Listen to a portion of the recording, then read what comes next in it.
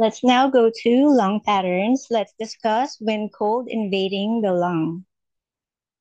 The concept of when cold pathogen invading the Wei-Qi level of the lung system and impairing the lung dispersing function.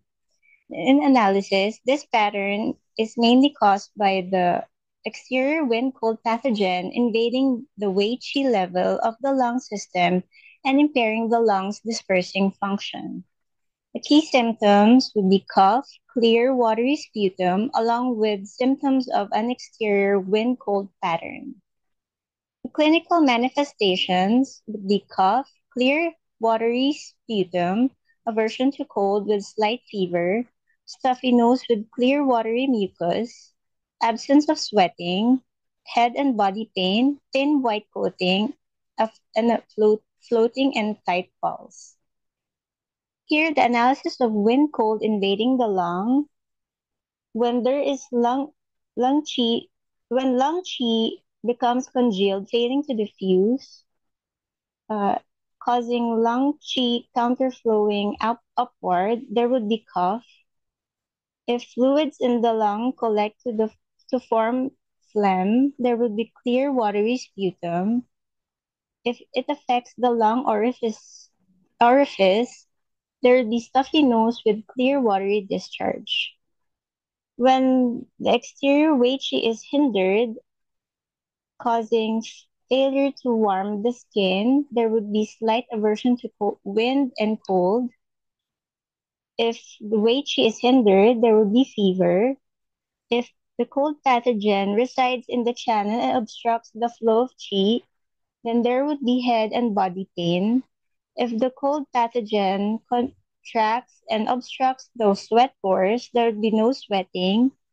Also, if there's thin white tongue, thin white tongue coating and the floating and tight pulse are manifestations of wind cold invading the lung. The wind cold invading the lung etiology, exposure to exterior wind and cold, relative weakness of the body's qi in relation to the pathogenic factor. Signs and symptoms would be aversion to cold, fever, cough, itchy throat, slight breathlessness, stuffed or runny nose with clear watery discharge, sneezing, occipital headache, body aches, absence of sweating, heavy voice, itchy throat, cough, and absence of thirst. The pulse would be floating and tight. The tongue would have a thin white coating. The treatment principle would be to dissipate when cold, diffuse the lung, and suppress cough. In acupuncture treatment, we can use lung 7, which releases the exterior and expels wind.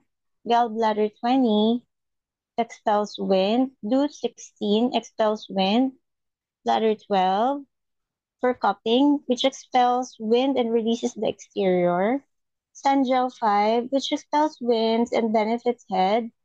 Li4 releases the exterior. Bladder 13 suppresses cough and regulates lung qi.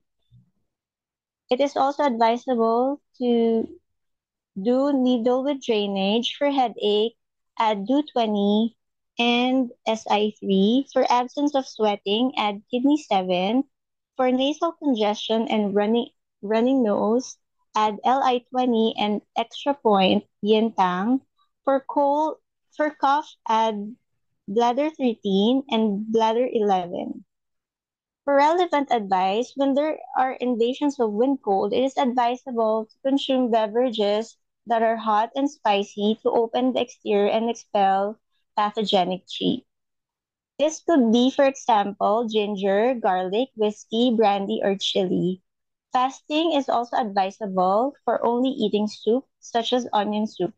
There are two reasons for this. First, when temporarily fasting qi will not be used to transform food and therefore can be used to combat the invading pathogenic qi. Second, some sources say that the downward movement of food and qi in the stomach can draw the exogenous pathogenic qi inwards from the surface. Similarly, the sour flavor should be avoided due to its astringent and centripetal dynamic. Vitamin C, lemon, and other things that are very sour should not be consumed during an invasion of exogenous pathogenic cold, as they will withdraw the pathogenic cold inwards whilst closing the pores in the skin, thereby preventing the cold from being expelled again.